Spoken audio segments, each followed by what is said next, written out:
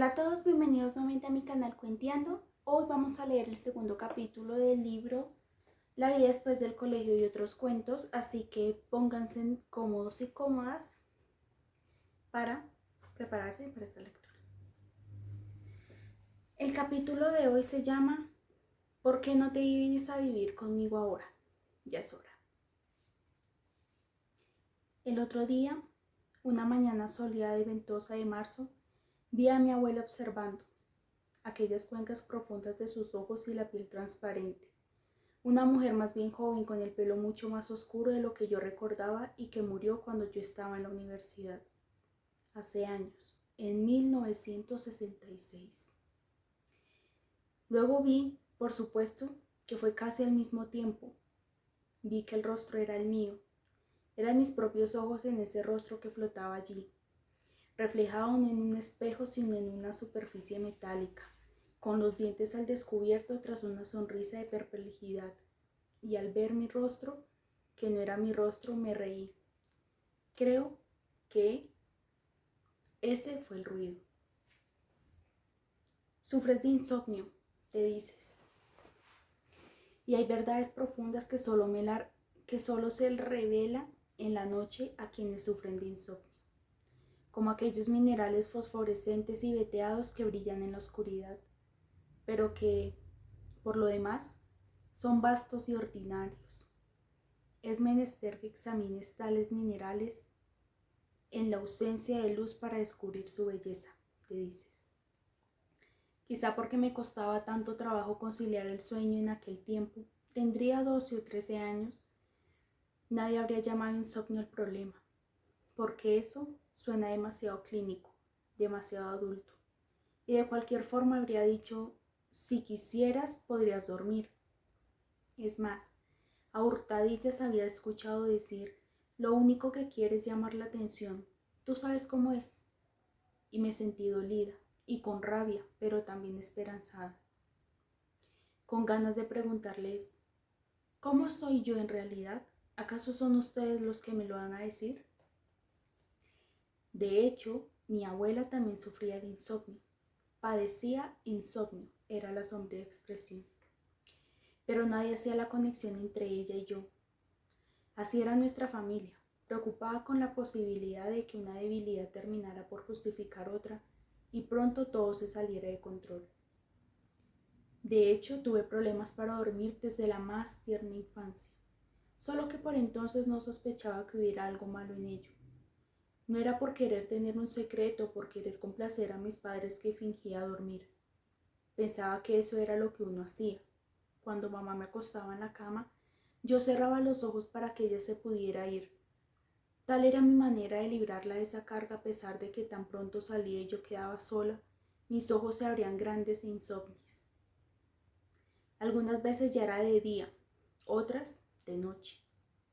De noche, con frecuencia podía distinguir las oscuras formas de los objetos, objetos que me eran familiares pero que de noche perdían sus nombres.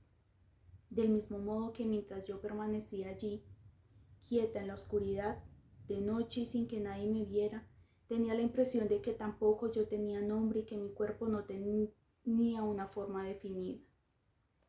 Lo importante era permanecer acostada y perfectamente quieta, apenas respirando, hasta que por fin la cosa podía tomar minutos u horas, si se escuchaban ruidos en casa o en la calle, pues durante la mayor parte de mi infancia vivimos sobre una calle de mucho movimiento en Half y entonces la cosa tomaba más horas. Sentía un charco de agua tibia que empezaba a lamer y a cubrir poco a poco con delicadeza mis pies, luego mis piernas, mi pecho, mi cara. Aquello que los adultos llamaban dormir. Aquella, la más esquiva y misteriosa de las experiencias, era una transparencia opaca de tonos y texturas siempre cambiantes rodeadas de tensas islas en estado de vigilia. De manera que durante el curso de una noche yo dormía y despertaba y volvía a dormir y despertaba docenas de veces, al tiempo que el agua chapaleaba sobre mi cara para luego retirarme. Todo eso me parecía completamente natural, completamente deseable, ya que, cuando dormía, ocurría que caía en otro tipo de sueño pesado, profundo, que a su vez se hundía en una sustancia que no era agua ni era transparente, sino una especie de lodazal oscuro y húmedo. Y cuando me sumergía en ese sueño y lograba despertar para salir de él, temblando y sudando, con el corazón a mil y la cabeza a punto de estallar como si los sesos atrapados dentro de mi cráneo, aunque sesos y cráneo fueran conceptos que en ese entonces no podía conocer, hubiera emprendido en ese lapso la frenética carrera de una pequeña máquina enloquecida. Es decir, era como caer en una sensación de indefensión absoluta y en un agotamiento tan profundo que era como la muerte. Puro no existir, olvido absoluto. Y por entonces no sabía, y tampoco lo sé hoy. Años después, ¿cuál de los dos sueños es preferible? ¿Cuál de los dos sueños es el normal? ¿Hasta dónde puede llegar a definirnos el sueño? ¿De dónde, en efecto, surge o proviene el sueño? Yo un poco mayor, adolescente, con mi habitación a cierta distancia de la de mis padres, lo que hacía con frecuencia durante aquellas noches de vigilia era simplemente encender la luz de mi mesa de noche y ponerme a leer.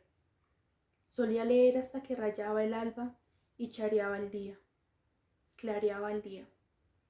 Y se reanudaba la rutina diurna, y lo hacía con concentración absoluta, o en otras ocasiones prendía el radio al lado de mi cama, teniendo el buen cuidado, claro, de que el volumen permaneciera muy bajo y secreto. Y fascinada escuchaba estaciones de lugares tan remotos como Pittsburgh, Toronto, Cleveland. Había una emisora campechana que transmitía desde Cleveland música country, que yo jamás había escuchado de ese día. Jamás habría escuchado de día. Una por una llegué a conocer íntimamente las voces de los locutores a lo largo del día luminoso del radio. Era difícil pensar que en esos desconocidos no me conocieran a mí. Sin embargo, algunas veces me ahogaba en mi propio cuarto y me entraba ansias de aire puro. Entonces me vestía a toda prisa, poniéndome la ropa sobre mi pijama, y aunque estuviera lloviendo o haciendo mucho frío, igual salía por la puerta de la cocina con tanto silencio y sigilo que nunca nadie me oyó. Ni una sola vez me oyó alguno de ellos al salir. Voy a hacerlo, porque quiero hacerlo. Mientras dormía en su sueño profundo y pesado, que era como el sueño de los moluscos, ciego, sin ojos, y entonces afuera en la noche, la sorpresa de la calle transformada por lo avanzado de la hora, por el vacío, el silencio, solía caminar hasta el fin de nuestra entrada, observando, escuchando. Mi corazón latía con fuerza. Así que esto es lo que es. Las cosas más comunes y corrientes se veían extrañas. Las aceras, los postes de la luz, las casas vecinas. Y sin embargo, aquel hecho concreto no tenía otra coincidencia de sí distinta a la que recibía gracias a mí. Porque esta ha sido una de las directrices de mi vida. Y si aquí y allá a lo largo de la cuadra una ventana brilla desde adentro, otro insomnio, o si un automóvil solitario pasaba por la calle alumbrando con sus luces delanteras, o si un tren pitaba en la distancia, o alto en el cielo pasaba un avión con lucecitas titilantes. Qué alegría la que me llenaba los pulmones, qué gratitud, qué convicción. En ese instante estaba íngrima e invisible, que es lo mismo que estar solo. Pasa cuando quieras, cariño, no necesitas avisar, decía con frecuencia mi abuela. Pasa después del colegio, a cualquier hora. Hazme el favor. Yo hacía esfuerzos por no percatarme de la súplica en su voz. Intentaba no ver sus ojos ligeramente heridos y en ellos la esperanza. La abuela era viuda. Su marido, mi abuelastro, había muerto de cáncer en el hígado cuando yo tenía 5 años. La abuela tenía unos ojos hermosos, profundos, negros, inteligentes, despiertos, y su pelo era de un encantador gris plateado, delicado, bien hilado, sedoso, no tosco como el de otras. Mamá decía, a los ojos de tu abuela es como si tú no pudieras hacer nada malo. Y lo decía como si le pareciera divertido, pero yo comprendía la acusación implícita. Porque era mía quien la abuela más quería de todos sus nietos. Sí, a la que más quería de toda su familia. Me regodeaba en su amor como al calor de un sol privado. La abuela me quería sin condiciones y sin crítica, cosa que irritaba a mis padres porque comprendían que un amor tan intenso me haría inmune al amor que ellos me profesaban. El de mis padres, mucho más medido, me haría no solo inmune sino indiferente a la amenaza de que me lo quitaran, que en realidad es el único poder que los padres tienen sobre sus hijos, ¿o no? A la abuela la visitábamos con frecuencia, particularmente ahora que vivía sola, y ella nos visitaba los domingos, los días festivos y los cumpleaños. Y yo solía cruzar el río en bicicleta para ir a su casa 1 o 2 veces por semana o le llegaba de improviso después del colegio. Ella insistía en que llevara a mis amigos y amigas, pero yo era muy tímida y además nunca prolongaba mucho mis visitas. Su felicidad con mi presencia me ponía nerviosa. Siempre me preparaba mis platos favoritos: avena caliente con crema y azúcar morena, pastel de manzana, brownies, dulce de leche, tarta de limón. Y yo me sentaba a comer mientras ella miraba, y al comer más hambre me daba, un hambre que quedaba en mi boca. Recordar esos platillos ahora me despierta el hambre otra vez, aquí y ahora. El súbito apetito, el dolor en mi boca. Una vez en casa mamá preguntaba, ¿te quedaste sin apetito de nuevo? El río que nos separa era Casadaga, que corría de este a oeste, para desembocar en el lago Ontario tras cruzar la pequeña ciudad de Hammond, estado de Nueva York. Cuando me marché, a los 18 años, solo volví a Hammond de visita. Ahora que todos han muerto, jamás me voy. El puente que nos conectaba era el del Ferry Street, puente que cruzamos cientos de veces. La abuela vivía al sur del río, 6 cuadras al sur y 2 al oeste. Nosotros vivíamos al norte, 3 cuadras al norte, 1 y media al oeste. Nos separaba unos 5 kilómetros. El puente de Ferry Street, construido en 1919, era uno de esos largos, angostos y puntiagudos puentes de pesadilla. En mi infancia siempre hubo ese tipo de puentes. Este, en particular, que se alzaba más de 10 metros sobre las aguas de Casadaga. Un puente de altos arcos, con un par de rampas inclinadas a lado y lado, 6 pilotes de concreto, hierro forjado oxidado y una ornamentación que es propia de la arquitectura comercial de Chicago que, por lo demás, era el estilo arquitectónico general de Hammond. El puente de Ferry Street, algunas veces, cuando soplaba el viento, uno sentía el puente mecerse. Yo solía mirar hacia abajo cuando lo cruzábamos en el auto de papá. Él bromeaba cuando los tablones empezaban a traquear y debajo de este estruendo se escuchaba algo todavía más profundo y siniestro: el murmullo vibrante del río mismo. Un rumor, una caricia furtiva que se sentía en la planta de los pies, en el trasero y la entrepierna, hasta tal punto que sentía un gran alivio cuando el auto ya había cruzado a salvo el puente y descendía por la rampa a tierra firme de nuevo. El puente de Ferry Street era casi demasiado angosto para que cruzaran al mismo tiempo 2 automóviles, de regular tamaño avanzado en sentidos contrarios y, sin embargo, solo una vez mi padre se vio obligado a detenerse cuando ya no faltaba sino un cuarto de puente para salir al otro lado. Un camión cargado de grava nos embistió sin que su chofer hiciera el menor gesto por detenerse, y entonces mi padre no tuvo más remedio que frenar, hacer deprisa marcha atrás y desandar con la cara roja y congestionado el camino que habíamos andado, y desde entonces nunca más le volvió a dar por hacer bromas al cruzar el puente de Ferry Street, como tampoco a ninguno de sus pasajeros. El otro día, aquel mismo día soleado y venteado en el que vi la cara de la abuela en el espejo, Mejor dicho, su reflejo sobre la superficie metálica en el centro de la ciudad, ese rostro que me pareció ser el de la abuela, pero que no lo era. Empecé a pensar en el puente de Ferry Street y desde entonces no duermo bien. Cuando veo en mi mente la imagen del puente, cómo se ven las cosas cuando se sufre insomnio. Las imágenes que deberían estar en los sueños sueltan amarras y empiezas a correr a toda velocidad durante la vigilia y durante el día, como si fueran burbujas letales en el torrente sanguíneo. No sabía hasta qué punto había memorizado ese puente y había olvidado también por qué lo memoricé. En aquellos tiempos en los que ahora pienso, tenía yo unos 12 o 13 años. Sé que tenía esa edad porque por esa época el puente de Ferry Street estaba cerrado por obras de reparación y fue justamente entonces que lo crucé para visitar a la abuela. No recuerdo si fue el resultado de una decisión consciente o si simplemente salí a caminar sin rumbo fijo, sin saber por qué. Eran las 3 de la mañana. Nadie sabía en dónde estaba yo.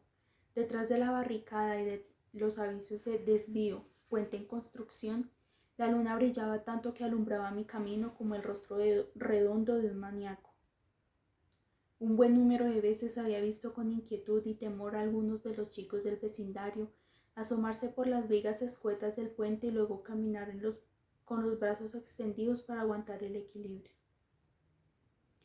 De manera que sabía que eso podía hacerse sin sufrir percance alguno.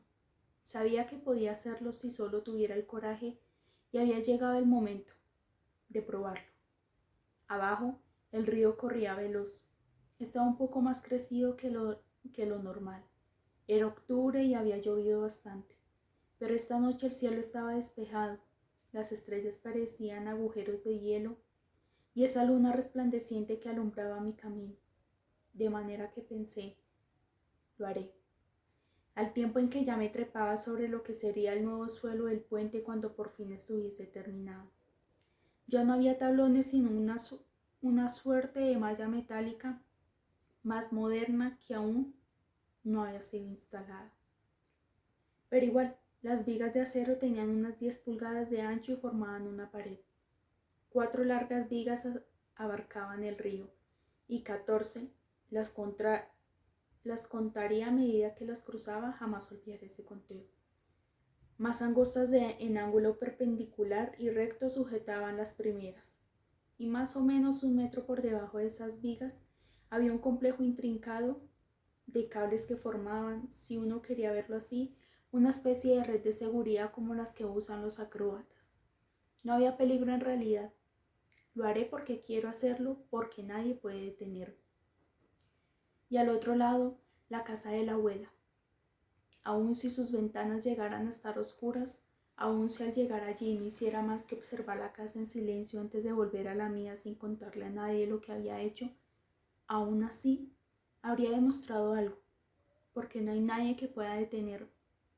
Axioma que ha sido uno de los principios de mi vida. Lamentarme de dicho principio sería como lamentarme de mi vida entera.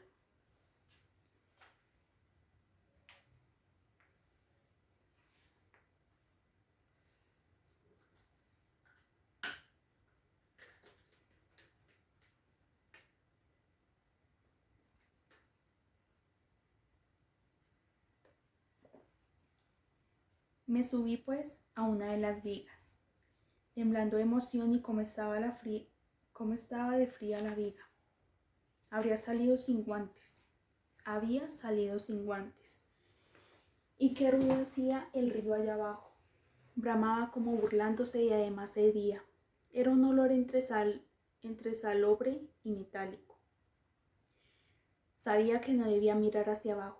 Lo pensé al tiempo en que recuperaba el equilibrio en un momento en el que se levantó un viento rápido que me soltó lágrimas de los ojos. Pensaba, ya no hay vuelta atrás, jamás. Pero sin dejarme de darme instrucciones, repitiéndome que la viga era perfectamente segura. Si me iba con cuidado, ya que no había visto acaso a los muchachos cruzar caminando sin jamás resbalarse, si no hacían lo mismo los obreros muchas veces al día. Sin embargo, resolví no hacerlo de pie. Tuve miedo de ponerme de pie, de manera que permanecí en cuclillas. ¿Cuclillas o cuclillas? Bueno, acá dice cuclillas. Agarrando la viga con ambas manos para avanzar lentamente en esa posición, encorvada. El pie derecho primero y luego el izquierdo, y de nuevo el derecho y el izquierdo otra vez, hasta que alcancé la primera de las vigas transversales y la segunda y la tercera y la cuarta y así. De esta torpe y dolorosa manera me obligué a continuar hasta que los músculos de mis muslos me dolían tanto que tuve que detenerme. Y cometí el error, incluso en ese mismo momento supe que era un error, de bajar la vista y ver el río 10 metros abajo, la rapidez con la que corría, la fuerza y furia con la que lo hacía, las malignas y sinuosas volutas de aguas revueltas salpicadas de espuma, espantosas, y su curso justamente perpendicular a la dirección en la que yo me movía. ¡Ay, no!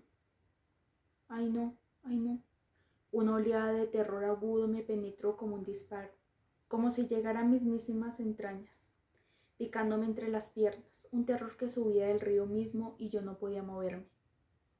Allí permanecí en cuclillas sobre la viga, incapaz de moverme, sin fuerza en los músculos, paralizada a sabiendas de que vas a morir, por supuesto, morir.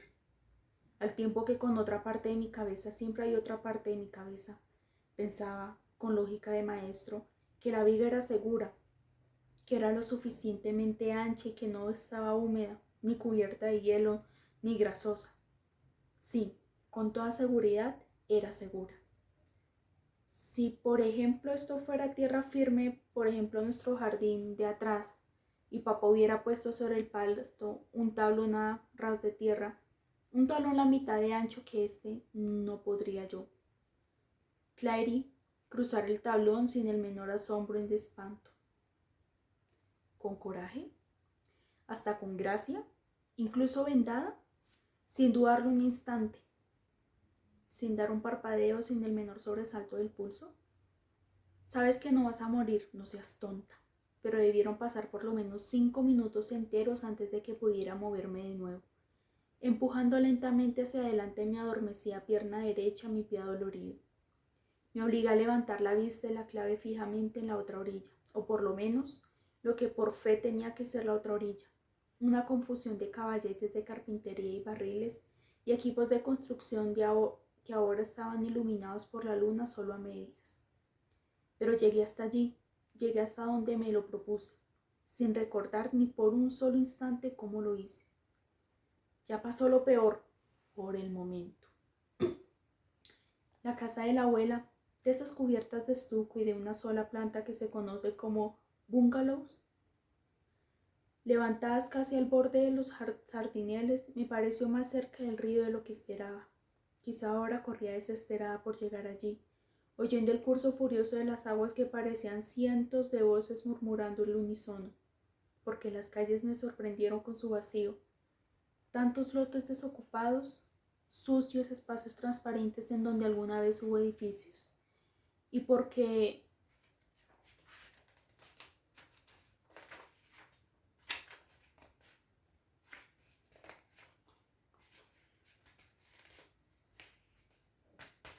el capítulo está largo, y porque un autobús urbano pasó en silencio, graciosamente iluminado por dentro y sin embargo también casi vacío, excepto por el chofer y un único pasajero, hombre, sentado tan quieto y tan derecho como un maniquí. En medio del pánico me refugié entre las sombras para que no pudieran ver. Tal vez me arrestarían, una niña de mi edad esa hora en la calle, sola, con la mirada fija y asustada, el rostro pálido, una mueca culposa en la boca, chaqueta de pana con cremallera y unos jeans sobre la pijama, despeinada como un fugitivo.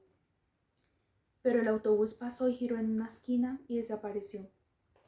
Y ahí estaba la casa de la abuela, no oscura como había esperado, sino iluminada, y mirando desde la acera. Pude ver a la abuela adentro, por lo menos a una figura que se me figuró que debía ser la abuela. ¿Pero qué hacía despierta a semejante hora? Qué cosa más sorprendente que estuviera despierta como si me esperara. Y entonces recordé Qué rapidez con la que estos pensamientos me embargaban, tan misteriosos como pequeñas burbujas que al reventar arrojan riquezas que tomaría un tiempo considerable relatar, a pesar de que su duración en efecto apenas alcanzaba a ser la de un instante. Recordé haber oído a mi familia hablar del comportamiento ocasionalmente raro de la abuela, un comportamiento inquietante para una mujer de su edad, o de cualquier edad. El problema era su insomnio, a menos que el insomnio no fuera la causa, sino la consecuencia de un mal de alma. De manera que su hijo, mi padre, recibía informes de que a ella la habían visto caminando por la noche en barrios peligrosos para una mujer sola.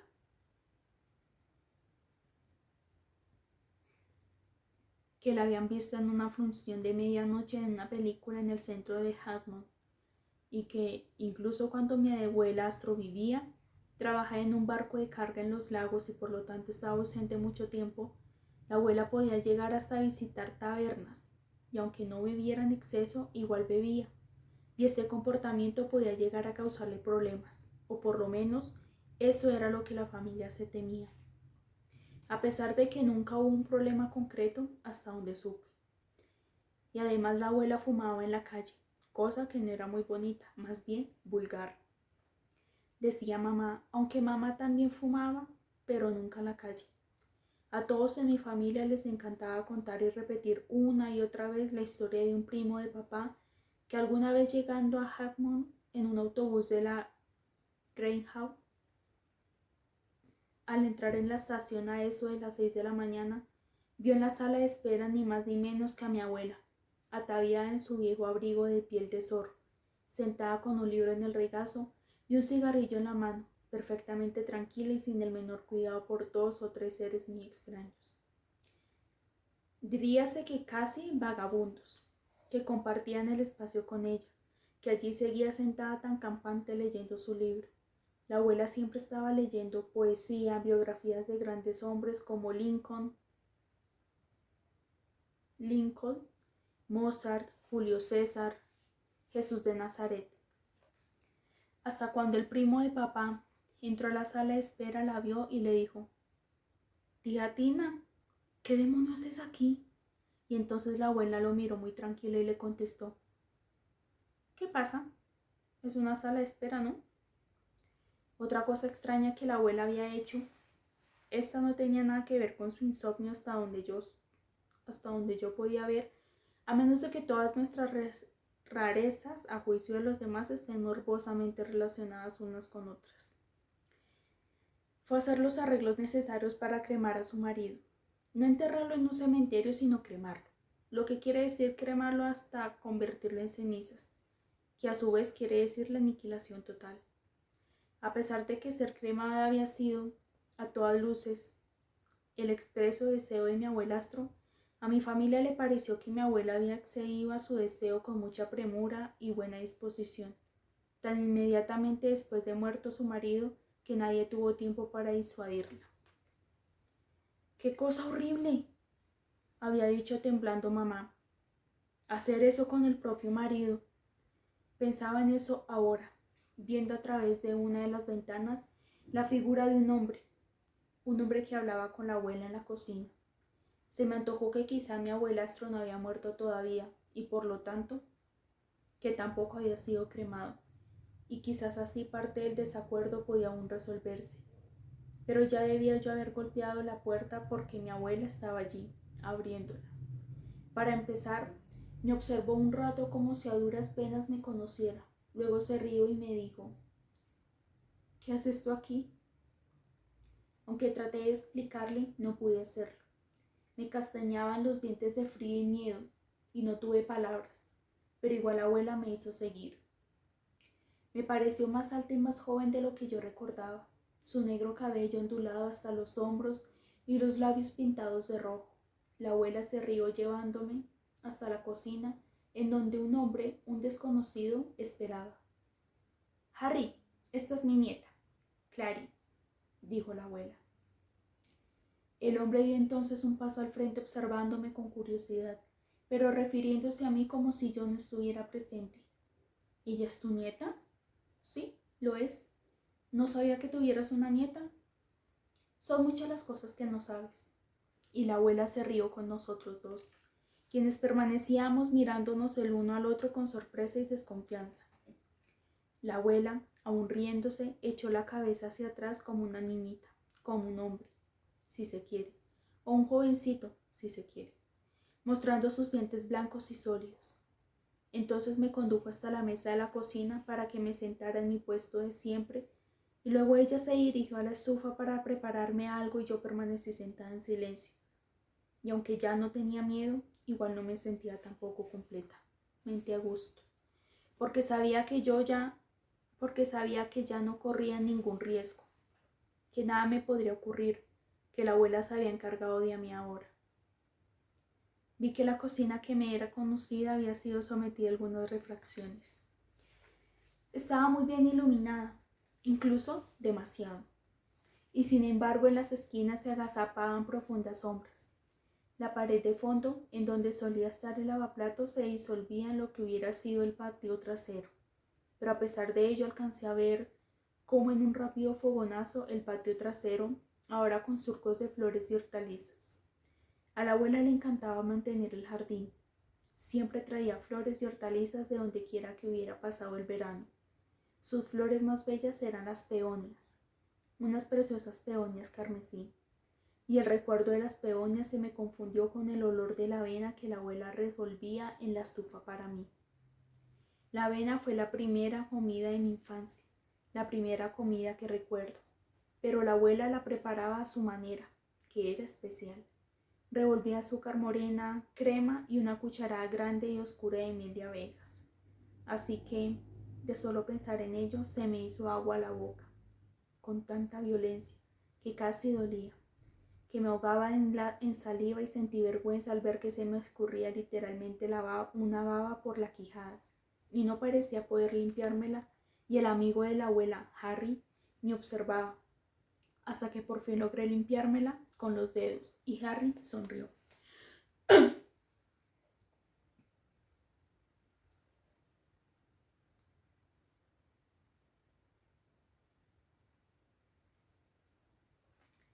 Entonces se me ocurrió, no por primera vez, porque la cosa la había pensado durante años, pero ahora con inusitada fuerza, como la saliva que inundaba mi boca, que cuando mis padres murieran me vendría a vivir con la abuela.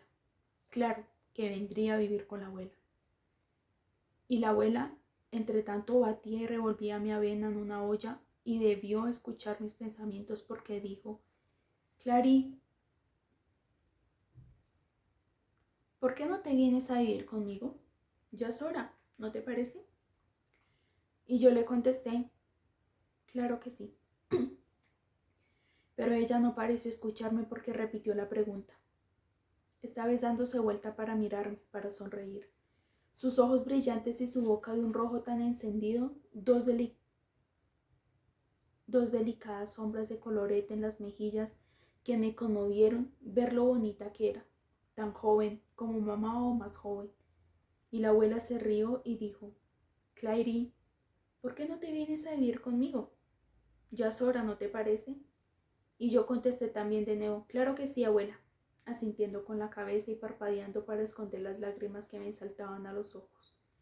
Lágrimas de infinita alegría y alivio. Claro, abuela, claro que sí.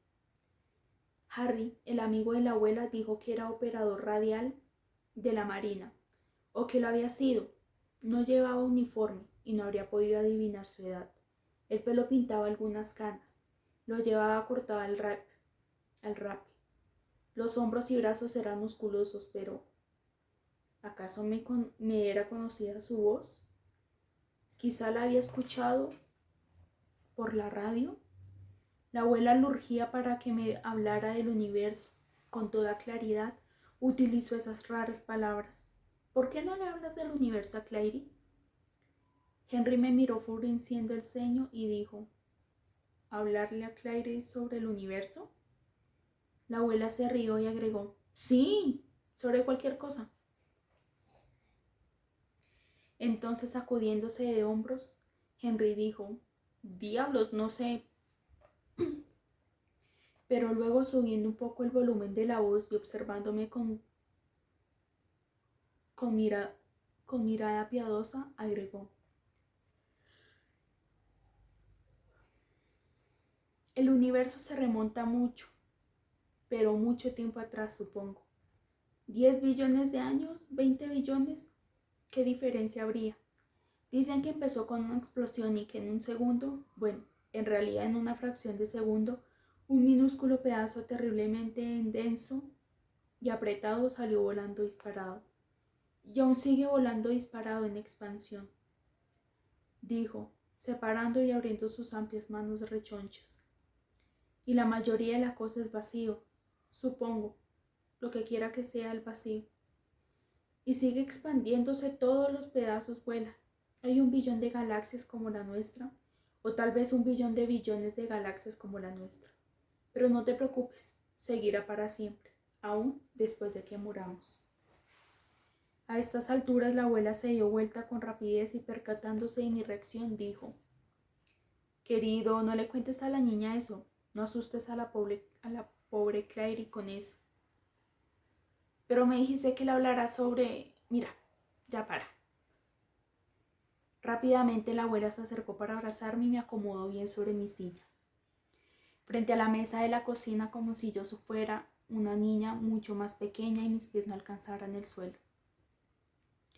Y allí estaba mi tazón especial, el tazón que la abuela guardaba para mí, de un amarillo brillante con unas ovejas corriendo alrededor del borde. Sí, y mi cuchara especial también, una bella cuchara de plata que tenía la C grabada y que la abuela mantenía reluciente, así que en verdad me sentí segura y a salvo. Nada podría hacerme daño. La abuela no permitiría que nada malo me ocurriera mientras estuviera allí.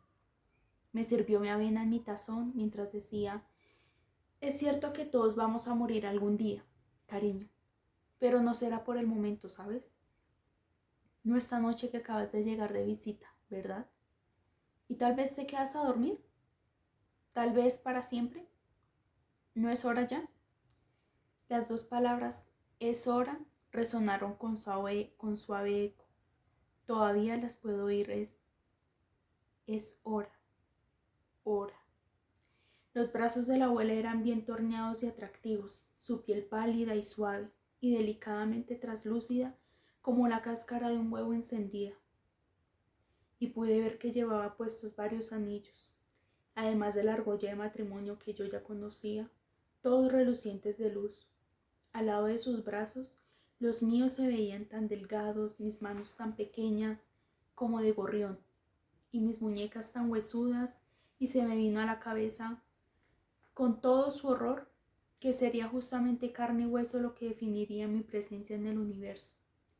El punto de entrada al universo que era yo, que era yo, que era yo y nadie más.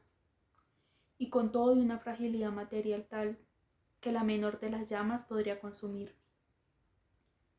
Ay, abuela, tengo miedo, gimoteé contemplando cómo podía quemarme hasta convertirme en cenizas. Y la abuela me consoló y me acomodó aún mejor sobre la silla y puso mi bella y pequeña cuchara entre mis dedos y dijo: cariño, no pienses en esas cosas. Ocúpate de comer. La abuela preparó esto para ti. Estaba tomándome pues la avena, que estaba un poco caliente pero cremosa. Cómo me encantaba. Tenía un hambre espantosa, comía con la misma ciega voracidad con la que un bebé amamanta.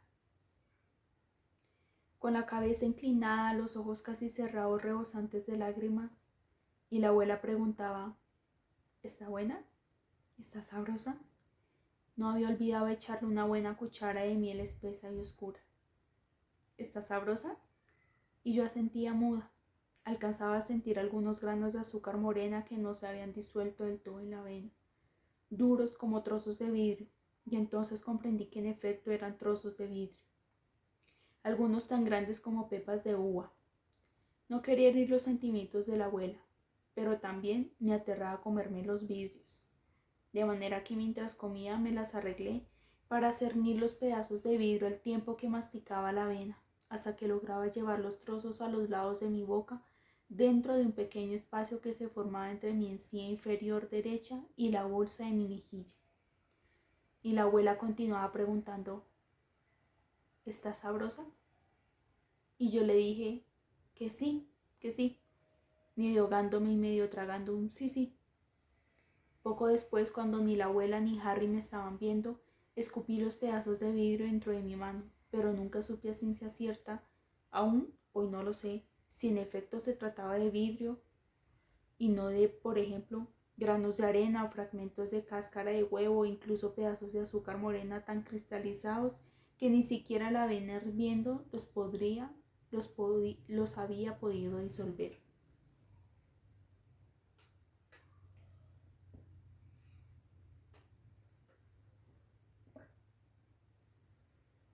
Me preparaba para salir de la casa de la abuela.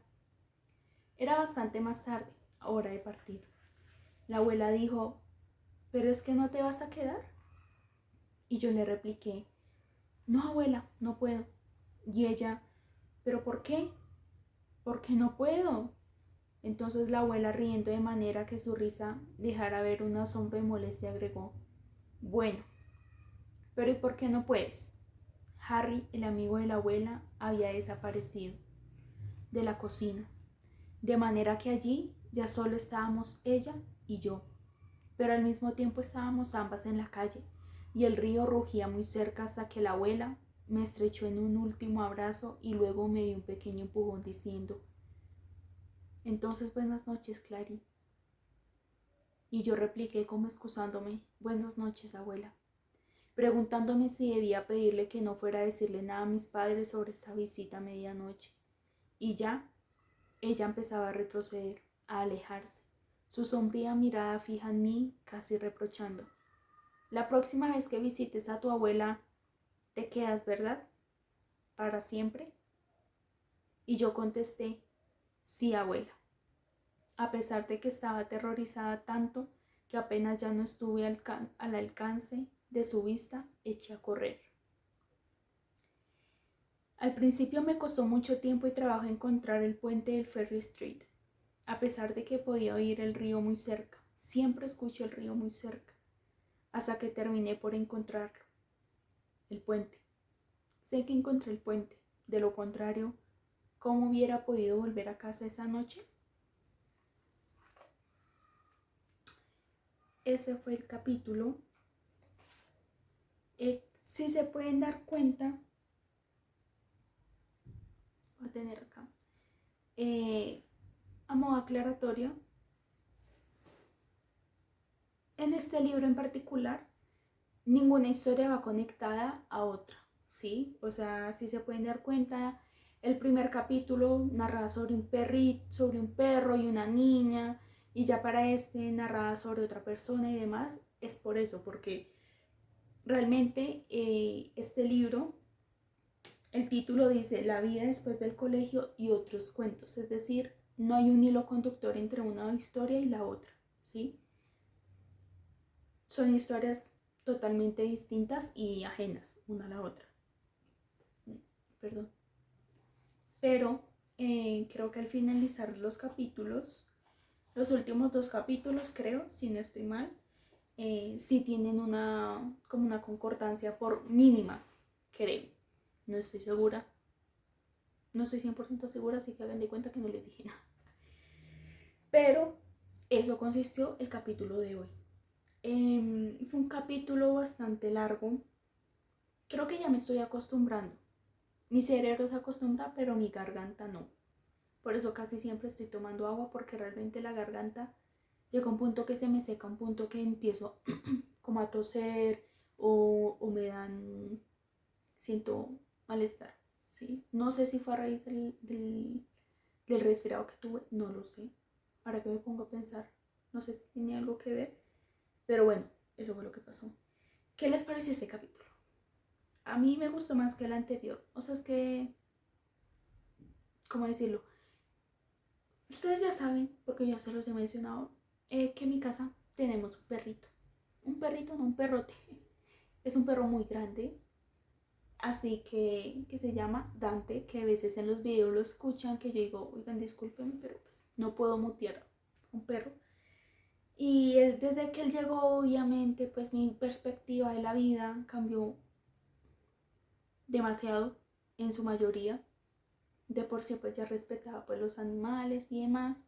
Pero ahora con la llegada de Dante y su cercanía, pues soy mucho más sensible, podría decirse, a los animales. Así que todo lo que se trate de animales, gatos, perros, vacas, todo me afecta. Me afecta mucho. Como que lo tomo muy, muy personal y por ello casi siempre como que por lo menos esa historia para mí me dejó un mal sabor porque obviamente Dante es una parte muy especial e importante para mi familia y para mí. Así que el hecho de que en esa historia narraran una parte como tan cruda como las situaciones o las condiciones en las que estaba ese perro me dejó como con un sabor muy amargo, que por eso no quise comentar ni hacer ningún tipo de reflexión ni decir nada, sino simplemente terminar el capítulo y ya está, apague y vámonos. Fue como la conclusión que saqué, porque realmente me sentía demasiado incómoda leyendo ese capítulo, ¿sí? Y pues básicamente fue por eso. Pero este capítulo en personal me pareció mucho más interesante como para comentar, como para que pudiéramos dialogar, compartir información. Y en este punto no sé si realmente la historia estaba narrada como en presente o si realmente Clary estaba haciendo como un flashback o recordando algo mientras ella era muy niña, ¿sí? Porque hablaban mucho como de un espejo, como de un reflejo, como de no sé qué, como de sí más. Entonces, en ese punto quedé algo confundida y no supe qué era, quedé como, mira, no te entiendo, no estoy entendiendo, o sea, no sé si era realmente una, un recuerdo o estaba narrando algo que estaba pasando en ese preciso instante o en el presente por lo menos de ella o qué, sí, como que, qué onda, pero por lo menos me gustó, sí. Algo extraño el capítulo porque pues en realidad más allá de eso no sé si probablemente la abuela padecía de alguna condición adicional al insomnio como la padecía Clary, que por ello fue que empezó a salir de casa, no podía conciliar bien el sueño porque claramente tenía insomnio, pero me gustó la relación que tenía Clary y con su abuela. En mi caso, soy muy cercana a mi abuela, claramente a mis dos abuelas, gracias a Dios aún están con vida, gozan de muy buena salud, así que soy muy cercana a ellas, pero más que todo en el caso de mi abuela pues materna que a mi abuela paterna, que las dos relativamente muy muy cerca donde yo vivo, pero me gusta esa complicidad, como esa relación que hay, ¿saben? O sea, como sentirte cercano a alguien o que por lo menos alguien le seas importante. O sea, al parecer, solo digo que al parecer, Clary no era como tan relevante, o de pronto sí, y yo lo estoy llevando a un extremo para la vida de los papás, pero es que los papás como que constantemente hacían menos o como que minimizaban las emociones que ella estaba sintiendo, los aspectos personales de ella. Tipo, si sufría de insomnio, pues lo lógico es que tú como papá la lleves a que le hagan un estudio a nivel neuronal, la lleves a un pediatra, la lleves al médico para que puedan solucionarle eso, ¿no? Pero el hecho que le digan, tú sabes cómo es ella, le encanta llamar la atención, o sea, no. Nadie elige tener ciertas condiciones o ciertos estados simplemente por querer llamar la atención, o sea, no. El insomnio no es bonito, no es lindo, es maluco realmente, o sea, no puedes lograr conciliar el sueño cuando en ocasiones el cuerpo te pide, ya, basta, pero realmente no logras conciliar el sueño, es incómodo, es feo, llega un punto en donde es irritante y el hecho que los papás simplemente dijeran, ay, eso se le pasará, pues obviamente no, llévala al médico, por favor. Entonces el hecho de que por lo menos la abuela si le preguntara cómo está, como que estuviera más atenta a ella, pues como que me hace sentir tranquila al saber que Clary no está sola, por lo menos. Y ya, esa fue toda la reflexión. Así que nos veremos en un próximo video, misma hora, mismo lugar. Y ya, creo que ya, no voy a decir nada más, me despido.